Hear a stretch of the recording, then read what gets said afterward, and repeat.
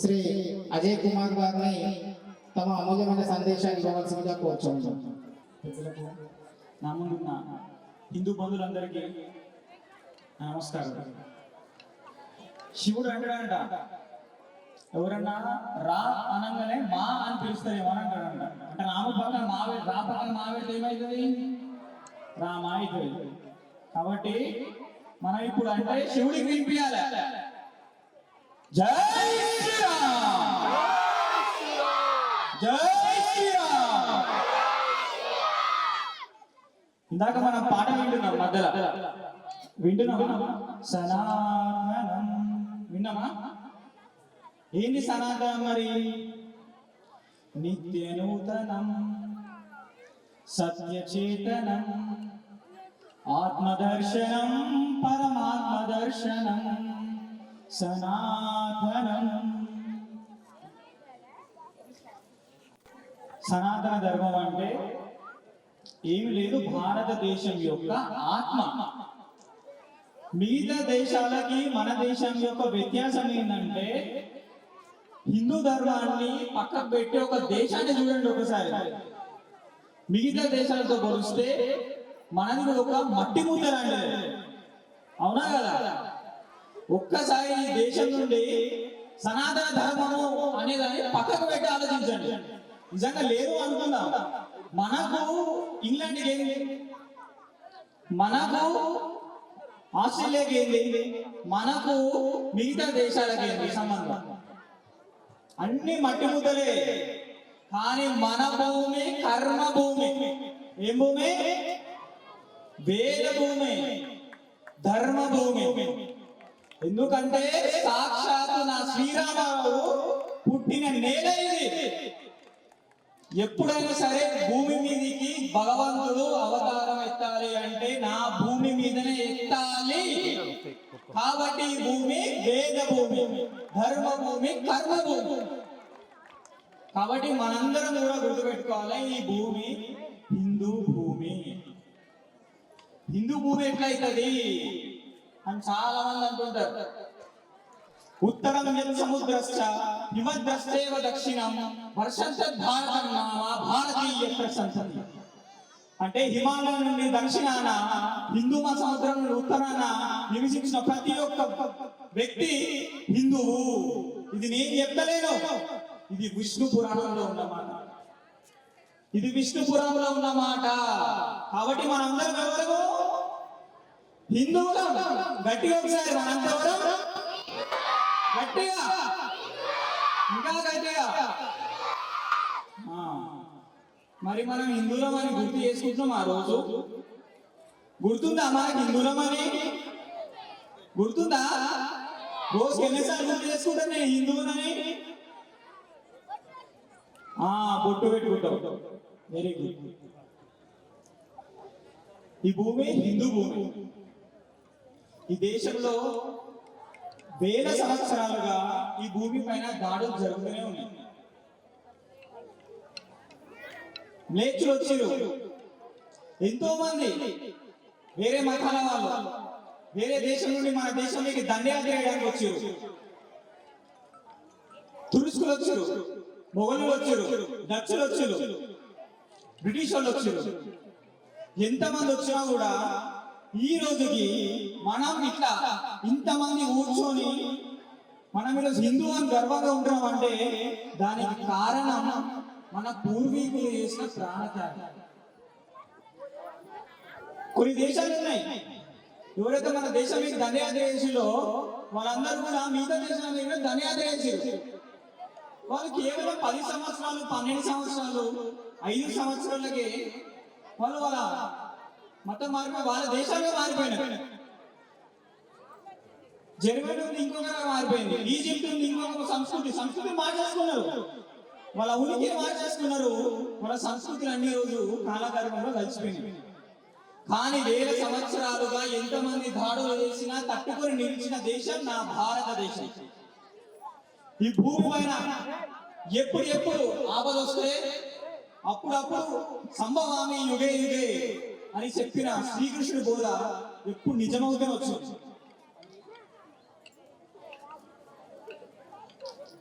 శివాజీ మహారాజు వచ్చిండు. ఔరంగజేబు లాంటి ఒక రాక్షసుడు ఈ దేశాన్ని పరిపాలిస్తున్నాడు. అప్పుడున్న పరిస్థితులు ఎట్లుంటాయంటే మనం ఎవరు కూడా బొట్టు పెట్టుకోవద్దు, మనం ఎవరు కూడా పూజలు చేసుకోవద్దు, బహిరంగంగా ఇలాంటి ఉత్సవాలు చేయనికే లేదు. నేను హిందూ అని చెప్పుకోనికనే లేదు. చెప్పుకుంటే ఏం చేయాలి? సంపేస్తారు. ఎందుకు? నువ్వు హిందువుగా పుట్టినావు, ఇంకేం లేదు. కేవలం నువ్వు హిందువుగా పుట్టినావు కాబట్టి, ఇది నేను పరిపాలిస్తున్నావు కాబట్టి నువ్వు నాకు కాఫీర్వి, నేను నా రాజ్యంలో ఉండనియాలంటే నువ్వు మతం మారాలి. నువ్వు మతం మారకపోతే నీకు పన్ను కట్టాలి, జిజియా కట్టాలి. అంటే పన్ను కట్టి మనం మన పూజ చేసుకోవాలి. ఎంత దౌర్భాగ్య పరిస్థితి, అవునా కదా? మనం పూజ చేసుకోకుండా ఉండమా? పండగ చేసుకోకుండా ఉండమా? మరి ఆనాడు అంతమంది దురాక్రమణదారులు మన దేశం మీదకి వచ్చి మన గుళ్ళని ధ్వంసం చేసి, మహిళలని అఘాయిత్యం చేసి, ఎన్నో అత్యాచారాలు చేసి, కానీ తట్టుకొని నిలిచి ఈ రోజుకి మనం ఇంత గర్వంగా ఉన్నామంటే కారణం ఆనాడు వాళ్ళు చేసిన త్యాగం. వాళ్ళెవరు కాదండి, మన తాతలు, మన ముత్తాతలు, వాళ్ళ తాతలు, వాళ్ళ ముత్తాతలు. వాళ్ళకేం పట్టలేదు, వాళ్ళకి కుటుంబం ఉంది, వాళ్ళకు పిల్లలు ఉన్నారు, వాళ్ళకు సంపాదించాలని ఆశ ఉంది. కానీ వాళ్ళు ఎందుకు ప్రాణత్యాగం చేసారో తెలుసా? ఈ భూమి కర్మ భూమి. ఈ భూమి పైన సాక్షాత్తు రాముడే పుట్టిండు. రాముడికి కష్టాలు తప్పలేదు, ఎందుకు రావు? ఈ భూమి మీద ఎంతో మంది ప్రాణత్యాగం చేశారని చెప్పుకున్నాం మనం. ఎందుకు ప్రాణత్యాగం చేశారో తెలుసా? ఎందుకంటే మనం పునర్జన్మ సిద్ధాంతాన్ని నమ్ముతాం. పునర్జన్మ సిద్ధాంతాన్ని నమ్మే ఏకైక ధర్మం మన భారతదేశం మాత్రమే, మన హిందూ సనాతన ధర్మం మాత్రమే. ఎందుకు చచ్చిపోయి తెలుసు అంతమంది? నువ్వు నన్ను ఈ శరీరాన్ని చంపగలుగుతావు, కానీ నేను పునర్జన్మెత్తి మళ్ళీ ఈ భూమి మీద ఉంటూ మళ్ళీ నీకు యుద్ధం చేస్తా అని చెప్పి కొట్లాడి మోక్షం పొందుతాను చెప్పిన ధర్మం అనేది. కాబట్టి మనం ప్రాణ త్యాగాన్ని కూడా వెంటాడకూడదు. ఇది మనం ఈరోజు గుర్తిస్తున్నామా? ఒక్కసారి మనం ఆలోచించుకోవాలి. పునర్జన్మ సిద్ధాంతాన్ని నమ్మినోడే హిందూ. అందుకే లక్షల మంది, వేల మంది మన తాతలు, మన పూర్వీకులు అందరూ కూడా ప్రాణత్యాగం చేశారు. వాళ్ళ ఇంటిని చూసుకోలే, వాళ్ళ ఇల్లు బతకాలన్నా కూడా ఆ రోజు త్యాగం చేయాల్సిందే. యుద్ధం చేయడానికే ఉండే సందర్భం అది. అశ్వం నైవ గజం నైవ వ్యాఘ్రం నైవ చ నైవ చ అజాపుత్రం బలిత్య దేవో దుర్బలదాత అని సుభాషితం ఉంటుంది. దీని అర్థమైందో తెలుసా? బలెవరు ఇస్తారమ్మా? అశ్వాన్ని బలిస్తారా? ఏనుగుని బలిస్తారా? సింహాన్ని బలిస్తారా? మళ్ళీ ఎవరిని బలిస్తారు? మేకని, అవునా? గొర్రెని బలిస్తారు. అంటే బలహీనులకి స్థానం లేదు. మనము శాక్తదేవంతో ఉన్న హిందువులం. వేల సంవత్సరాలుగా ఎంతమంది ఎన్ని దాడులు కథకుల్లో పడ్డామంటే మన తిరిగోళం కాదు. మన చరిత్రలే పేరు. హిందువులకి సంస్కృతే లేదు, హిందువులకు చరిత్ర లేదు. వాళ్ళు ఎప్పుడు కొట్లాడుతున్నారు రాజులు. వాళ్ళ శాస్త్రదేశం లేదు. నలుగురు కూర్చుంటే నలుగురు కొట్లాడతారు అని చెప్పారు. కానీ నిజంగా మనం అట్లా ఉన్నామా? అట్లా ఒక రాజు పోతే ఇంకొక రాజు, ఒక రాజ్యం పోతే ఇంకొక రాజ్యం. ఎవడు దండయాత్ర చేసినా కూడా నేను ఉంటా అని చెప్పి ముందుకు వస్తున్నాడు. ప్రతాపరుద్రుడు పోయిన తర్వాత ఏమైంది? కాకతీయ సామ్రాజ్యం పతనమైంది. బహుమతి సుల్తాన్లు వచ్చిరు, మన దేవాలయం ధ్వంసం చేసిరు, మన సంస్కృతి నాశనం చేద్దాం అనుకున్నారు. అయినా కూడా విద్యారణ్య స్వామీజీ, మన విద్యారణ్య పీఠంలో ఉన్న విద్యారణ్య స్వామీజీ వారు విజయనగర సామ్రాజ్యాన్ని స్థాపించి హరిహర రాయ్ బొక్కరాయ్ వారు మతం మార్చి తిరిగి శుద్ధి చేసి వారితో విజయనగర సామ్రాజ్యాన్ని స్థాపించి మళ్ళీ ఆ బహుమతులు తరిమి కొట్టింది. ఇది దేశం, ఈ దేశం యొక్క గొప్పతనం అది. తర్వాత విజయనగర సామ్రాజ్యం పతనమైన తర్వాత మళ్ళీ ఇంకొకరు సమర్థ రామదాస్ గారు ఉన్నారు. సమర్థ రామదాస్ గారు ఏం చేశారు? అప్పుడు ఔరంగజేబు పాలింది కాబట్టి ఛత్రపతి శివాజీ మహారాజు ఒక స్ఫూర్తి నేర్పిండు. 12 సంవత్సరాలకి విద్య నేర్పిండు. కాబట్టి విజయనగర సామ్రాజ్యం పోతే మరాఠా సామ్రాజ్యం వచ్చింది. అంతకుముందు కాకతీయ సామ్రాజ్యం ఉంది. అంతకుముందు అనేక సామ్రాజ్యాలు ఉన్నాయి. గుప్తులు ఉన్నారు, చేతులు ఉన్నారు, మౌర్యులు ఉన్నారు, ఎంతో మంది ఉన్నారు. కానీ మనం నిలబడ్డామంటే దానికి ఒకటే ఒక కారణం, మన హిందువులు, మన భూమి కర్మభూమి. మనం చేసే ప్రతి దానికి కూడా ఒక అర్థం ఉంటుంది, పరమార్థం ఉంటుంది. ఇది భారతదేశం అంటే సనాతన ధర్మం వేరు కాదు. సనాతన ధర్మం అన్న భారతదేశం అని రెండు ఒకటే. రెండింటిని విడదీసి నువ్వు చూడలేవు. విడదీసి చూద్దాము అని అంటే అదొక కుట్ర, గుర్తుపెట్టుకోవాలి. ఈ భారతదేశాన్ని ఉత్తర భారతదేశం, దక్షిణ భారతదేశం అని విడగొట్టాలని చూస్తున్నారు. ఒక్కటి గుర్తుపెట్టుకోండి, మనందరికీ తెలుసు రామాయణం. శ్రీరామచంద్రుడు ఉన్నాడా లేడా? ఉన్నాడా? శ్రీరామచంద్రుడు ఉన్నాడా? ఉన్నాడు. అదే శ్రీరామచంద్రుడు పుట్టిండు, నార్త్లో పుట్టిండు. అవునా? వరకు వచ్చిండు, దక్షిణ పదానికి వచ్చిండు. అది మన భూమే కదా. రాముడు మనని ఉత్తరం నుండి దక్షిణంకి కలిపిండు. అంటే ఈ రోజు మన రామాలయం ఉందంటే దాని కారణం రాముడు నార్త్ సౌత్ అని చూడలే. ఇది నా భూమి కాబట్టి ఉన్నారు. అట్లా శ్రీకృష్ణుడు ఉన్నాడు. ఉన్నాడా లేదా శ్రీకృష్ణుడు? చాలా మంది లేరండి ఈ మధ్య, అందుకే అడుగుతున్నారు. శ్రీకృష్ణ పరమాత్మ ఏడ పుట్టిండు? గుజరాత్. అవునా? ద్వారక. అక్కడ నుండి మళ్ళీ ఎక్కడికి? ఈస్ట్. నార్త్ నుండి సౌత్ వరకు రాముడు కలిపితే ఈస్ట్ లో శ్రీకృష్ణుడు కలిపిండు. అంటే ఈ భారతదేశం ఎప్పుడు బంగారుగా తీసుకురాలి. నార్త్ వేరు, సౌత్ వేరు, ఈస్ట్ వేరు, వెస్ట్ వేరు అని చెప్పి ఎప్పుడు ఒకటేలా ఉంది దేశం. 12 జ్యోతిర్లింగాలు ఉన్నాయి. 12 జ్యోతిర్లింగాలు అంటారు. ఎక్కడెక్కడ ఉన్నాయి 12 జ్యోతిర్లింగాలు? ఉత్తరంలో ఉన్నాయా? దక్షిణంలో ఉన్నాయా? పడమరలో ఉన్నాయా? తూర్పులో ఉన్నాయా? యావత్ అఖండ భారతంలో 12 జ్యోతిర్లింగాలు ఉన్నాయి. అంటే మనకి ఏం చెప్తున్నాయి? ఈ భూమి అంతా ఒక్కటే. అవునా కదా? 108 దివ్య దేశాలు ఉన్నాయి, వైష్ణవాలయాలు. అవన్నీ ఎక్కడ ఉన్నాయి? పూర్ణ అఖండ భారత్ లో ఉన్నాయి. 52 శక్తి పీఠాలు ఉన్నాయి. మనం ఢాకేశ్వరి మాత అంటాం. ఢాకా ఇక్కడ మేము బంగ్లాదేశ్ ఉండొచ్చు, కానీ మన భారత్ భూమి అఖండ భారతే. కింద శ్రీలంకలో ఉంది, అయినా అది మన భూమే. అటు పాకిస్తాన్ లో ఇంగ్లాజ్ మాత ఉంది, అది మన భూమే. ఒకప్పుడు అఖండ భారతే. ఈ రోజు పాకిస్తాన్, బంగ్లాదేశ్, శ్రీలంక, బర్మా, ఏ దేశాలు మన భూటాన్ విడిపోయిన అవన్నీ కూడా ఒకప్పుడు మన దేశమే. దాన్ని అఖండ భారత్ అని అంటాం. ఇట్లా మన దేశము విడదీయాలి అని చాలా కుట్రలు జరుగుతుంది. సో ఇట్లా అనేక రకాల కుట్రల్లో ప్రస్తుత సమాజం మనమేం అర్థం చేసుకోవాలి. ఇందాక చెల్లె చెప్పింది కుటుంబ ప్రబోధన అని చెప్పింది కదా. కుటుంబ ప్రబోధన అని, కుటుంబ ప్రబోధన అంటే ఏంది? ముందు ధర్మరక్షణ చేయాలి అంటున్నాం కదా అందరం. ధర్మరక్షణ అంటే ఏంది? అసలు ధర్మం అంటే ఏంది? ఏంది ధర్మం అంటే? ధారాయతి ధర్మ అంటే ధరించేది ధర్మం, అంటే ఆచరించేది ధర్మము. ఆచరించేది ధర్మము. ఏం ఆచరించాలి? ధర్మాన్ని ఆచరించాలి. నా రాముడు నాకు ధర్మాన్ని చూపించింది దారి, నాకు నా శ్రీకృష్ణుడు ధర్మాన్ని చూపించింది దారి, నాకు సమర్థ రామదాస్ ధర్మాన్ని చూపించింది దారి. అనేక మంది ఋషులు, రాజులు, గురువులు, దేవులు అందరూ కూడా నాకు ఈరోజు ఒక ఆచారం పేరు మీద, ఒక పద్ధతి పేరు మీద నాకు ధర్మాన్ని ఆచరణలో పెట్టడానికి చూపించారు. అనేక రకాల మనం మాట్లాడుతూ పోతుంటే చాలా సమయం ఉంటుంది, చాలా తక్కువ సమయం ఉన్నట్టుంది. కుటుంబ విషయంలో చిన్న విషయాలు చెప్తారు, గుర్తుపెట్టుకోండి. ధర్మరక్షణ చేయాలంటే ఏం లేదమ్మా, మన కుటుంబాన్ని మనం కాపాడుకోవాలి. కుటుంబాన్ని ఎట్లా కాపాడుకోవాలి అంటే సింపుల్, చాలా సింపుల్. తినేటప్పుడు ఇంకా 5 మంది ఉంటే 5 మంది కూర్చొని తినాలి. ఏం చేయాలి? తినేటప్పుడు 5 మంది ఇంట్లో కూర్చొని తినాలి.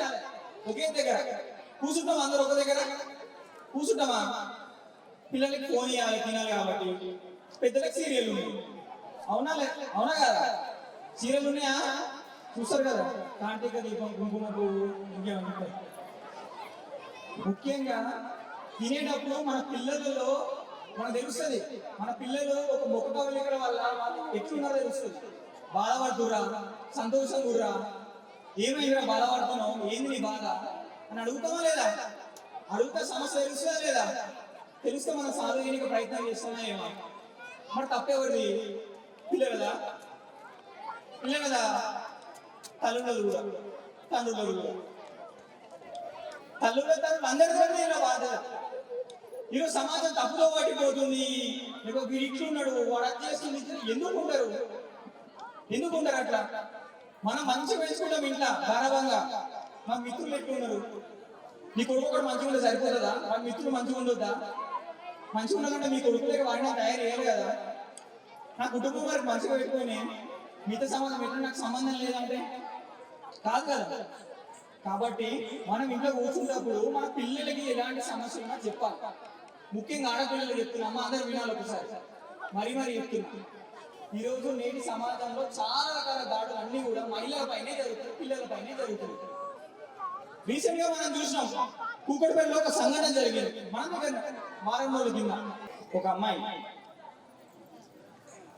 వేరే మతస్థుడు పేరు మార్చుకొని హిందూ పేరుగా ఉంది, అమ్మాయిని ప్రేమలో పడేసి ఆమెను పెళ్లి చేసుకుంది. పెళ్లి చేసుకున్న తర్వాత తెలిసింది ఏంటంటే హిందూ కాదు ముస్లిం అని తెలిసింది. ముస్లిం అని తెలిసిన పేరు. తర్వాత ఏమైంది, నువ్వు మతం మారు అంటావు. ప్రేమ వరకు బాగానే ఉంది, మరి మతం ఎడికి వచ్చింది. ప్రేమకి మతాలే అడ్డు రావు కదా, మరి ఎందుకు వచ్చినాయి? పేరు ఎందుకు మార్చుకున్నాడు? కాబట్టి మోసం జరుగుతుంది. ఏంటంటే వాళ్ళు చేసే మోసం ఆడపిల్ల గర్భం పైన వేస్తున్నారు. గుర్తుపెట్టుకోండి, పెళ్ళి అయి పిల్లలు అంటే పిల్ల ఇక్కడ తల్లి కలిగి, అవునా కదా? భయపడదా? తల్లిదండ్రులు ఒప్పుకుంటారా మళ్ళీ తిరిగి వస్తా అంటే? ఏ తల్లిదండ్రులు ఒప్పుకుంటారు? ఒప్పుకోరు. కాబట్టి నలిగిపోతున్నారు. మీరు యూట్యూబ్ లో కొట్టి కూకట్పల్లిలో ఏం జరిగింది, లవ్ జిహాద్ కేసు. మన ప్రెస్ మీట్ పెట్టింది అమ్మాయి బయటకు వచ్చి, నా పైన 5 అఘాయిత్యం చేసిరు, వాళ్ళందరూ కూడా ఆ మతస్థులే అని చెప్పి. ఎవరు? తన సొంత పెళ్లి చేసుకున్న భర్త వాళ్ళ మిత్రులతో కలిసి అఘాయిత్యం చేసిండంట పెళ్లిగా. ఇది ఒకటే కాదు, మస్తున్నాయి. మనం గొప్పగా చదువుకున్నాం కదా, చదువుకొని మనం ఏం చేస్తాం, పెద్ద కార్పొరేట్ ఆఫీసులకి మనం ఉద్యోగాలు పోతామా? పోతాం. ఇలాంటి ఆఫీస్ పోతాం. TCS అందరూ తెలుసా? TCS Tata consultancy services. Tata consultancy services ఏం జరిగిందో తెలుసా? మొన్న తెలిస్తే ఒళ్ళు గగ్గులు పుడుస్తుంది. దాదాపు 100కు మంది పైగా అమ్మాయిలని బలవంతంగా మతం మార్చి ప్రయత్నం చేసిరు. బొట్టు పెట్టుకుని రానియలేదు, బ్లాక్ మెయిల్ చేసిరు. ఒక్కరు ఇంకొకరు చెప్పలేని పరిస్థితి. ఎన్నో గొడవలు చేశారు. 6 కానిస్టేబుల్ ఎవరు కంప్లైంట్ ఇవ్వలే, అందరు బాధపడ్డారు. అమ్మాయిలంతా ఎవరు చెప్పుకోవాలి అర్థం కావట్లే. ఒక అమ్మాయి కంప్లైంట్ ఇస్తే కంప్లైంట్ ఎవరు తీసుకోలేదు. లాస్ట్ చివరికి ఒక్క అమ్మాయి, 100 మంది అమ్మాయిలు బాధితులు వెళ్తే ఒక్క అమ్మాయి ధైర్యం చేసి పోలీసు కంప్లైంట్ ఇచ్చింది. ఒక్కరే అమ్మాయి. తీగలు అవుతా దొంగ కలిగింది. ఏమైంది? తీగలు అవుతా దొంగ కలిగింది. ఆ దొంగ ఏం తెలుసా? ఇంతమంది అమ్మాయిలు నాకు అయితే కనిపిస్తుంది. ఈరోజు న్యూస్ మొత్తం అదే కనిపిస్తుంది. వారంలో మొత్తం ఇది TCS బాంబ్ బ్లాస్ట్ వరకు తెలిసింది. బాంబ్ బ్లాస్ట్ మాస్టర్ మైండ్ ఒక ఢిల్లీలో బాంబ్ బ్లాస్ట్ జరిగింది కదా రీసెంట్ గా. ఆ Delhi bomb blast master mind ఒక లేడీ ఉంది. ఆ లేడీకి లింక్ దొరికింది, మలేషియాకి లింక్ దొరికింది. ఏం చేద్దామనుకున్నారు మరి? మతం మార్చి మలేషియాకి అమ్ముదాం అనుకున్నారు, వేరే దేశానికి అమ్ముదాం అనుకున్నారు. ఇది ఎక్కడ జరగలేదు, మన దేశంలో మన సాఫ్ట్వేర్ కంపెనీలో జరుగుతుంది. ఒక ఆడపిల్ల చదువుకోగానే పెళ్లి చేస్తా అంట, అవునా కదా? కానీ నా కాలం మీద నిలబడాలని చెప్పి ఉద్యోగం చేయనికపోతుంది.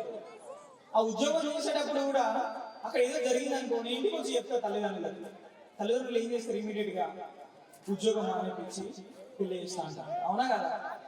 కాబట్టి ఏం చేసి వీళ్ళంతా చెప్పలే, ఎవరికి చెప్పక నలిగిపోయారు, నష్టపోయారు. వాళ్ళ కారణంగా ఎంతో మంది అమ్మాయిలు బలయ్యారు. కానీ మొదటి మనం ఏం చేయాలి? ఫస్ట్ మనకేమైనా సమస్య వస్తే ఫస్ట్ మన ఇంట్లో చెప్పాలి. మన ఇంట్లో చెప్పకపోతే మన అన్నలకి, మన తమ్ముళ్ళకి చెప్పాలి. లేకపోతే అన్నలాంటి బజరంగ RSS కార్యకర్తలకు చెప్పాలి. వాళ్ళు చూసుకుంటారు మిమ్మల్ని, వాళ్ళు మిమ్మల్ని బయట పెడతారు. ఈ ఒక్కటే విషయం కాదు, ఇంకో విషయం చెప్తా. ఈ తెలిసి మీ మైండ్ బ్లాక్ అయిపోతుంది. అమరావతి అనే మహారాష్ట్రలో ఉంది. ఎంత అంటే చెప్పడం కూడా రాదు కొన్ని విషయాలు. అమరావతిలో 300 మంది అమ్మాయిలు, ఎంతమంది? 300 మంది అమ్మాయిలు. వీళ్ళందరూ ఎవరు తెలుసా? 10th అయిపోయి 16, 17, 18, 19 సంవత్సరాలు అమ్మాయిలు 300 మంది అమ్మాయిలు ఒక్కడే 2-3 గ్యాంగ్ వేసుకొని ప్రేమ పేరుతో మోసం చేసి అమ్మాయిలని అశ్లీలంగా వీడియో చిత్రీకరించి 180 పైగా వీడియోలు బయటపడ్డారు. 300 మంది అమ్మాయిలు, వీళ్ళందరూ ఎవరు కోచింగ్ సెంటర్ పోతున్నారు, చదువుకోనికే కోచింగ్ సెంటర్ పోతున్నారు. కోచింగ్ సెంటర్ పోయి ఏం చేసినారు? మోసపోతున్నారు. మనం చదువుకోనిక పోతున్నామా? దేనికంటే మనకు తెలుసు ఆ వయసు అట్లాంటి, ఆ వయసులో ఏమైనా తప్పిదం జరిగిన ఏమైనా ఇంట్లో చెప్పాలి. 180 మంది వీడియోలు ఎన్ఐఏ పట్టుకుంది, ఏటీఎస్ శానిటైజేషన్ స్క్వాడ్ వాళ్ళు పట్టుకున్నారు. ప్రభుత్వం సిస్టమ్ మొత్తం డిపార్ట్మెంట్ మొత్తం చూస్తుంది ఏం జరుగుతున్నది.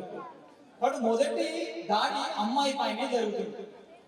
17, 18, 19 వయసు ఉన్న అమ్మాయిలకు ఏం తెలుస్తుంది? కాబట్టి ఏం జరిగినా మొదలు మనం ఏం చేయాలి? ఇంట్లో చెప్పాలి, ఇంట్లో చెప్పకపోతే అన్నలకు చెప్పాలి. కాబట్టి చదువుకునేటప్పుడు ఏం చేసిన అందుకే చెప్తే మా కూర్చున్నప్పుడు మనం ముచ్చట పెడితే అన్ని సమస్యలు. సీరియల్ పక్కకు పెట్టారు, తినేటప్పుడు సీరియల్ ఫోన్ చూసి పక్కకు పెట్టారు. పిల్లలకి ధర్మం బోధించకపోతే ఎవడు చెప్పరు. వాళ్ళు వాళ్ళ మతం గురించి వాళ్ళ అన్ని చెప్పారు. వాళ్ళు గురుక లేకునే వాళ్ళు పోరు, లేకపోతే ఇంకోరు పోరు. మరి మనం బొట్టు పెట్టుకోకపోతే నామోష్ ఫీల్ అవుతాం. ఫీల్ అవుతామా? ఫీల్ కావా? బొట్టు పెట్టుకోవద్దంటే అమ్మాయ బొట్టు పెట్టుకోవద్దు, చున్నీ వేసుకోవాలమ్మా, ముఖం ఇట్లా పెట్టుకోవాలి. మేము చదువుకున్న వాళ్ళం, మీరెవరు మాకు చెప్పనీకి అని అంటారు. అంటే నేను ఫెమినిస్ట్ యాంగిల్ గుర్తొస్తున్నాను. కాబట్టి మనము మన ఆచారాన్ని, మన కట్టుబాటుని మనం చెప్పాలి. ఒక అన్నగా చెప్తున్నాం మీకు, నేను ఒక అన్నగా తమ్ముడుగా చెప్తున్నామా, మీ ఇంటి వాడిగా చెప్తున్నా, గుర్తు పెట్టుకోండి. సమాజం మారాలి అంటే మన కుటుంబంగా మారాలి. ఫస్ట్ మన కుటుంబంలో మార్పు తీసుకున్నాము. అనేక తరాలు జరుగుతుంది. సో మొదలు కుటుంబమే. కుటుంబ ప్రభుత్వం ఎందుకు గొప్ప అంటే కుటుంబాన్ని నాశనం చేయడానికి 100 సంవత్సరాలుగా వాళ్ళు ప్రయత్నం చేస్తే నాశనం కాలేదు. కాబట్టి ఈ రోజు నాశనం చేద్దామని చూస్తున్నారు. ఈ విధంగా మనం అప్రమత్తమై ఉన్నాం. మన కుటుంబాన్ని, మన ధర్మాన్ని మనం కాపాడుకోవాలంటే ముందు మన కుటుంబాన్ని కాపాడుకోవాలి. అందరం కూడా హనుమాన్ చాలీసా పేరు ప్రతి శనివారం రోజు కలవాలి. అందరం కూడా ఇలా కులాలు కలిసి ఒక గ్రామం ఏర్పడుతుంది. అవునా కదా? మనం గణేశుల పండుగ పేరు మీద, దుర్గమాత పండుగల పేరు మీద చాలాసార్లు కలుస్తుంటాం. మనం ఉగాదికి ఇంకొక. కానీ నేను హిందువు అనుకొని కలిసి ఏకైక కార్యక్రమం హిందూ సమ్మేళనం మాత్రం. ఎప్పుడైనా మనం హిందువు అని చెప్పి కలిసినామా? మనమంతా హిందువులు ఒక కూర్చున్నాము, ఒక సమ్మేళనం అయినాము అని మనం కలిసినామా? మన సమాజంపై ఎలాంటి దాడులు జరుగుతున్నాయి, మనం ఏ విధంగా దాన్ని ఎదుర్కోవడం మనం కలిసినామా? ఒక్కసారి మనం ఆలోచించుకోవాలి. కాబట్టి ఇలాంటి సమ్మేళనాలు మళ్ళీ జరగాలి. మనందరం కలవాలి. ఒక ఊరిగా ఒకప్పుడు రజాకారులు వచ్చి మన నీళ్ళపైన దాడులు చేస్తుంటే ఊరంతా ఏకమే ఎదుర్కొంది. ఇప్పటి వరకు దాడులు చేస్తూనే ఉన్నారు. ముఖ్యంగా మతం మారగానే ఎవరు అమ్మాయిలు కానీ అబ్బాయిలు కానీ ఎవరైనా సరే.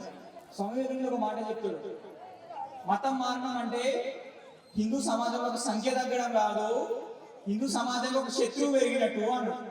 ఇది నేను చెప్పిన విషయం కాదు, స్వామి వివేకానంద చెప్పిన విషయం. ఇది అక్షరాల సత్యం. ఈ భూమి నాది, ఈ దేశం నాది అనుకునేవాడు కేవలం ఏకైక హిందువు మాత్రమే.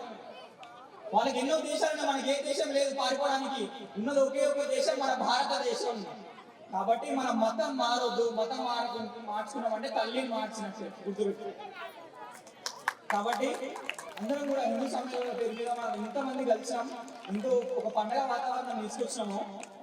పోయేటప్పుడు ఒక చిన్న సంకల్పం తీసుకొని పోతాం. మనందరం ఇంట్లో పూజ చేసుకున్నాం కదా, గుడికి పోతాం కదా, జపం చేసుకుంటాం కదా, అన్ని దేవుని చెప్తాం కదా, నాకు ఇది కావాలి అది కావాలని అంటాం కదా. ఇవన్నిటితో పాటు ఒక 2 నిమిషాలు ఒక చిన్న పని చేయాలి. ఏం చేయాలి తెలుసా? ఓ భగవంతుడా, ఈ దేశం మీద, ఈ ధర్మం మీద, నా దేవాలయాల పైన అమ్మాయిని లౌజియా చేసేటోడు, అనేక రకాలుగా దాడి చేస్తున్నాడు, ఎవరైతే రాక్షసుడు ఉన్నాడో వాడిని శిక్షించు అని చెప్పి కోరుకోండి. మీ వ్యక్తిగత విషయంతో పాటు 2 నిమిషాలు కూడా భగవంతుని అడగండి. ఎందుకు చెప్తున్నా అంటే ఆనాడు దేవతలందరూ తన శక్తిని దారపోసి మహిషాసురుని సంహరించడానికి దుర్గాదేవికి శక్తి దారపోసింది. కాబట్టి మనం ఏం చేయాలి? మన శక్తిని దారపోసి ఈ సమాజాన్ని, ధర్మాన్ని కాపాడుకోవాలంటే ఎవరో చాలా మంది ఉంటారండి ధర్మం కోసం పనిచేస్తారు. వాళ్ళకి మన శక్తి పోతుంది. మన శక్తి పోయి వాళ్ళ ద్వారా ధర్మ స్థాపన జరగబడుతుంది. కాబట్టి మనం రోజు 2 నిమిషాల పాటు మనం చేసే జపంతో 2 నిమిషాలు ఈ సమాజం బాగుండాలి, ఈ దేశం బాగుండాలి, ఈ దేశం పైన దాడి చేసేటోడు, ధర్మాలపై దాడి చేసేటోడిని నువ్వు వదిలిపెట్టొద్దు దేవుడా, దానికి నా శక్తి దారదోస్తున్నా అని చెప్పి మొక్కాలి. ఈ సంకల్పం అందరం తీసుకున్నామనుకో, ఈ దేశం మళ్ళీ నిత్య నూతనం, సత్య చేతనం, ఆత్మదర్శనం, పరమాత్మ దర్శనం అని సనాతనంగా ఉంటది ఇప్పుడు. జై శ్రీరామ్, జై శ్రీరామ్, ఓ భారత్ మాతా కీ, ఓ భారత్ మాతా కీ.